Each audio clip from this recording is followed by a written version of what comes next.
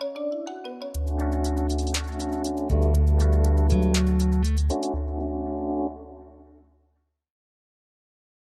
est dans ce temps de l'Avent.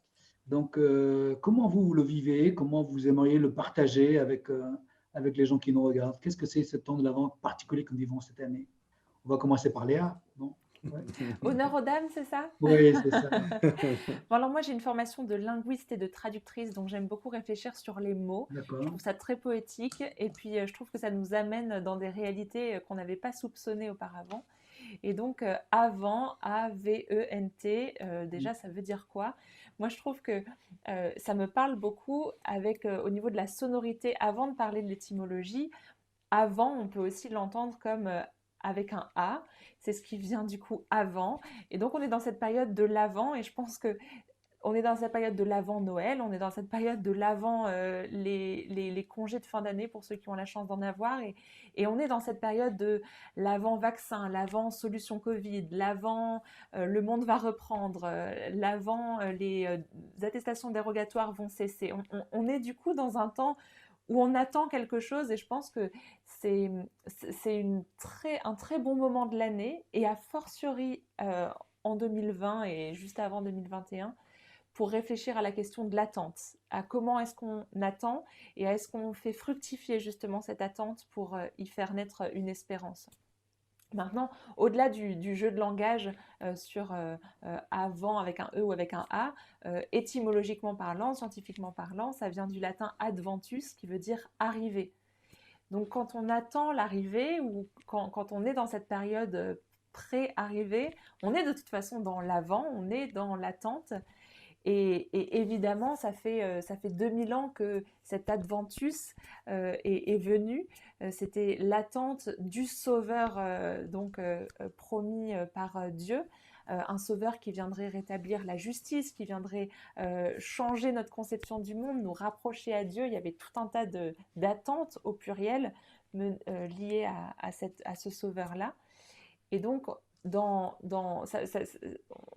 a vécu ce premier Noël il y a 2000 ans avec celui que nous croyons aujourd'hui était ce Messie, ce Christ, cette personne tant attendue, ce Dieu fait chair. Mais je pense que ça fait encore 2000 ans que les chrétiens sont dans un autre adventus, sont dans un autre avant, dans une autre attente, et c'est celle du retour de Jésus. Et donc, je pense qu'avec cette situation de Covid-19, de crise planétaire, de crise sanitaire, euh, toutes ces questions sur ce qu'on attend, sur ce qui est déjà venu, les promesses qui sont déjà venues, et puis celles vers lesquelles on regarde et qui nous font aller vers l'avant, je trouve que ça prend une saveur d'autant plus particulière. Je pense que ce Noël, c'est peut-être le meilleur Noël que j'ai vécu, parce que c'est un moment où j'ai envie d'attendre quelque chose. C'est un moment où encore plus j'ai envie que Jésus revienne. Je crois que c'est peut-être une belle opportunité, ce temps de l'avant et de l'adventus, pour peut-être mobiliser une attente espérante. Christelle, toi, tu vis comment ce temps de l'Avent? Euh, de façon un petit peu différente des autres années, je pense. Ça fait des années, je ne sais pas pour vous, mais j'entends le discours autour de moi. Bon, Noël, on connaît, c'est toujours pareil, c'est la fête des cadeaux, ça a perdu son sens, c'est pas si important. Beaucoup d'amis de mon âge, hein, d'ailleurs, euh, C'est très vrai tout ça d'ailleurs. voilà, c'est ça, c'est quelque chose qui, c'est suranné, voilà, Oui. c'est usé. Et alors, on se trouve dans l'année 2020 où on se rend compte que le temps qu'on traverse, les moments qu'on vit les uns et les autres, ont besoin d'être chargés de sens. Parce que c'est un des plus grands défis qui nous est donné à chacune, chacun, chaque être humain, c'est de donner du sens à cette année qui a été sans dessus-dessous, où nos habitudes ont été mises en l'air, où les cartes ont été rebattues, où on se pose des questions qu'on ne s'est jamais posées, où on a vu des décisions politiques qu'on n'aurait jamais cru jusqu'au 14 mars de cette année même. Euh, et voilà, tout a changé. Le monde est sans dessus-dessous. Et quel est le sens de tout ça? Voilà. Et le temps de l'Avent, comme d'autres moments dans ce qu'on appelle traditionnellement l'année chrétienne, sont des temps où on répète au sens de redire, mais au sens de pratiquer quelque chose avant une grande exécution, n'est-ce pas? On répète le sens du temps, des jours que nous traversons, en le calquant sur des récits qui nous sont livrés par la Bible, et particulièrement les récits de la vie de Jésus. Le temps de l'Avent, c'est le temps où on se place dans la peau d'une population, la population de l'Israël antique, et aussi toutes les populations, toutes les personnes qui attendent une résolution d'une crise qui est la leur, qui constatent que le monde est brisé, qui constatent que ni elles-mêmes, ni le système autour d'elles ne sont parfaits, et qu'il faut une intervention. Et là, on se retrouve dans cette situation-là. L'Avent, c'est aussi le temps qui nous dit qu'à un moment, dans le creux de cette attente, Dieu fait irruption, Dieu surgit, Dieu s'invite. Et il s'invite d'une manière qui est aux antipodes de ce à quoi on peut s'attendre.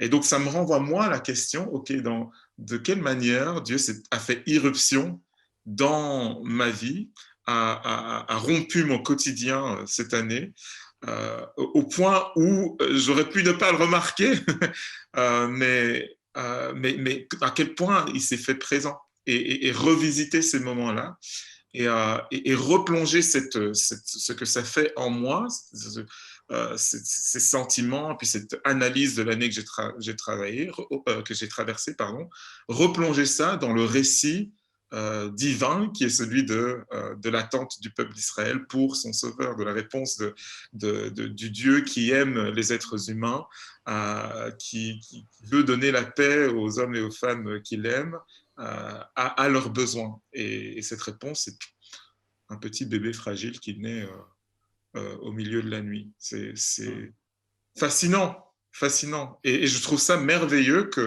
d'avoir cette... C.S. Lewis parlait du fait, il a rédigé un petit traité là-dessus, que l'histoire chrétienne, l'histoire de Jésus en particulier, c'est un mythe. Donc, dans tout ce qu'il a de glorieux, de poignant, d'émouvant, qui stimule notre imagination, mais c'est un mythe devenu fait. Un mythe qui est réel, c'est-à-dire que c'est là où l'histoire des êtres humains, ici et maintenant, rencontre quelque chose qui est tellement au-delà de nous que les mots ont du mal à l'exprimer. Et le temps de l'Avent, c'est un temps où je mets ça en pratique, en allumant des bougies, en décorant, en priant certaines prières, en chantant certains chants. Je me replonge dans cette histoire et ça m'aide en fait dans ma démarche quotidienne, ça m'aide à mieux comprendre tout ce que je traverse et aussi ce que la société traverse. Ok, merci bien. On termine avec Jean-Christophe. Ouais, ben... Canada, qu'est-ce que c'est au Canada? Le Noël, c'est particulier, le temps de l'Avent. C'est comme les milieux anglo-saxons, ça reste encore catholique. C'est quoi chez vous? Je sais pas. C'est dur à comparer parce que je ne sais pas à quel point vous célébrez l'Avent en France. En Alsace, si, dans certaines régions, oui. Ouais. Nous, le lendemain de l'Halloween, le 1er novembre, nous, on ne fête pas la Toussaint, c'est l'Halloween. Et après le jour du souvenir, le 11 novembre, c'est les décorations de Noël. Mais on commence l'anticipation de Noël à partir du 12 novembre. Puis c'est principalement commercial comme calendrier. Les magasins rangent leurs bonbons d'Halloween puis ils sortent leurs décorations de Noël. Bon, alors, et toi, l'Avent? L'Avent, je me rallie à mes amis. C'est vraiment un Noël particulier et tout le monde est dans l'attente. Je pense qu'on a un Noël technicien, comme dirait Jacques Ellul, dans le sens où au lieu de sortir les chocolats du calendrier de l'Avent, à chaque jour, on sort un nouveau vaccin. Pfizer, Pfizer, 1er décembre, Moderna, BioNTech. Puis au lieu de chanter « Ô viens, Emmanuel, délivrer les captifs d'Israël », c'est « Ô viens, vaccin, nous libérer de la COVID-19 ». Ouais. Puis, mais en même temps, ça peut sembler stupide comme ça peut sembler rigolo, mais en même temps, c'est vrai que j'ai jamais été aussi pas libre, aussi opprimé. Je pense que pour plusieurs d'entre nous là, qui ont vécu en Occident toute notre vie, on n'a jamais été aussi opprimés. Bon, c'est pas une oppression cruelle ou une oppression, il y a des impératifs de santé, mais quand même, cette idée-là de dire tu peux pas sortir, tu peux pas aller au resto, tu peux pas voir tes amis. Et donc, on a ce désir de liberté-là que je pense qu'en Occident, on a tellement pris pour acquis. Et, sauf que c'est ça, notre société, elle a un avant technologique. Puis c'est pas juste sur le vaccin, je pense que c'est courant parce que c'est par la révélation biblique qu'on voit les choses, puis c'est le motif chrétien de libération qui a juste été transposé sur la question de la technologie. Puis ça, c'est depuis le siècle des Lumières. Quand est-ce que la prochaine technologie va nous libérer, que ce soit au niveau du vaccin, que ce soit au niveau du changement climatique, mais on n'y arrive pas. On n'y arrive pas. Et comme quand Jésus est venu libérer son peuple s'attendait à une libération politique, s'attendait à ce que le Messie prenne les armes puis crée une certaine forme matérielle de libération.